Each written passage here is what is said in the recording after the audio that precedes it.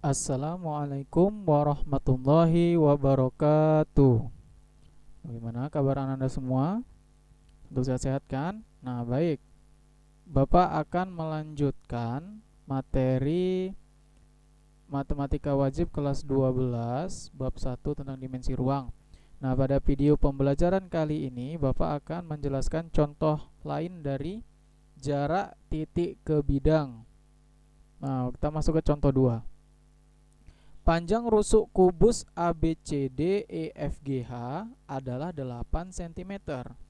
Kubus 8 cm rusuknya ya, berarti AB 8. Berarti BC-nya juga 8 ya. CG 8, pokoknya semua rusuknya berarti sama dengan 8 cm. Tentukan jarak titik C ke bidang AFH. Titik C ke bidang AFH. Dan B, jarak titik E ke bidang AFH. Titik E ke bidang AFH. Nah, ini juga merupakan bagian dari jarak titik ke bidang. Nah, sedikit agak berbeda dari contoh sebelumnya.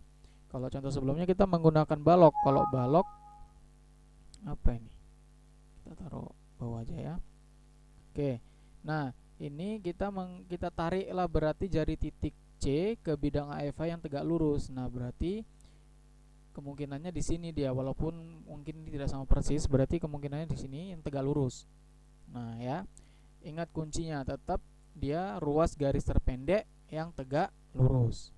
Nah, bagaimana cara menjawabnya? Kita lihat slide selanjutnya.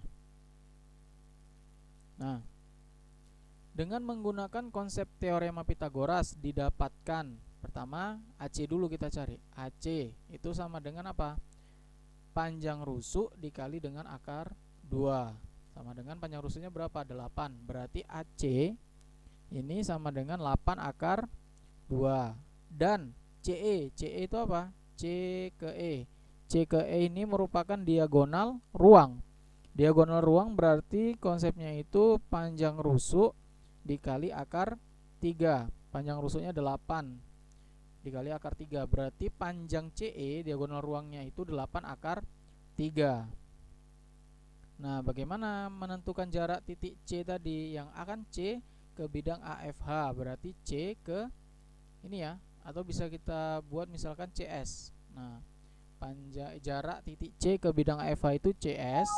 Kemudian jarak titik E ke bidang AFH itu bisa nanti kita misalkan dengan garis ES ya, dengan menggunakan konsep perbandingan panjang diagonal ruang didapatkan CS itu sama dengan 2/3 dikali CE. CS ini 2/3 dikali CE. CE tadi apa? Diagonal ruang. Nah, kenapa dapat 2/3? Itu nanti Bapak jelaskan di video selanjutnya nanti kenapa dapatnya 2/3 dikali dengan diagonal ruang. Nah, berarti CS ini kita cari dulu. 2/3 CE. CE kan berarti A akar 3. Ya kan? Berarti 8 akar 3 dikalikan 2/3 dikali 8 dikali akar 3, maka sama dengan 16. Dapat 16 dari mana? 2 dikali 8/3. Ya kan? Berarti 16/3 akar 3. Itu untuk CS. Berarti jarak titik C ke bidang AFH itu sama dengan 16/3 akar 3. Nah, kemudian yang B itu kan titik E ke bidang AFH, berarti bisa kita buat misalkan berarti ES ya. ES jaraknya berarti jarak titik ke bidangnya. ES sama dengan sepertiga lawannya dia. Sepertiga CE. Dia ES ini rupanya sepertiga dari diagonal ruang. Nah, sepertiga dikali CE. CE kan A akar 3. A-nya berapa? 8. Berarti sepertiga dikali 8 sama dengan 8/3 akar 3. Sampai sini bisa dipahami ya. Berarti yang A tadi jarak titik C ke bidang AFH itu sama dengan CS.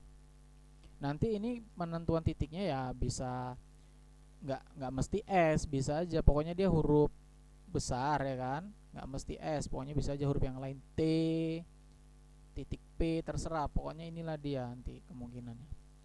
Nah, kemungkinannya itu kalau CS itu pasti 2/3. Begitu juga nanti kalau segitiga yang lain. Segitiga itu nggak cuma AFH aja, bisa aja yang lain. Misalkan misalkan ACF itu kan segitiga juga. Nah, kemudian mana yang ditanya? Nah, hubungannya gitu. Kalau dia diagonal ruang terhadap terhadap bidang segitiga, maka itu nanti menggunakan rumus yang ini, 2/3 CE dan sepertiga, bukan 2/3 CE, 2/3 dikali diagonal ruang dan sepertiga dikali diagonal ruang. Lihat mana yang dekat, mana yang jauhnya. Nah, kalau yang jauh berarti pakai 2/3. Kalau dia yang dekat berarti pakai yang 1/3. Bisa dipahami ya. Ini hanya berlaku untuk jarak titik ke bidang yang segitiga seperti ini, dia yang membentuk segitiga. Kalau jarak titik ke bidang yang lain ya berarti lain lagi nanti apanya, cara pengerjaannya. Sampai sini bisa dipahami? Bapak cukupkan video pembelajaran kali ini, mudah-mudahan dapat dipahami. Lebih dan kurang Bapak mohon maaf. Bapak akhiri, assalamualaikum warahmatullahi wabarakatuh.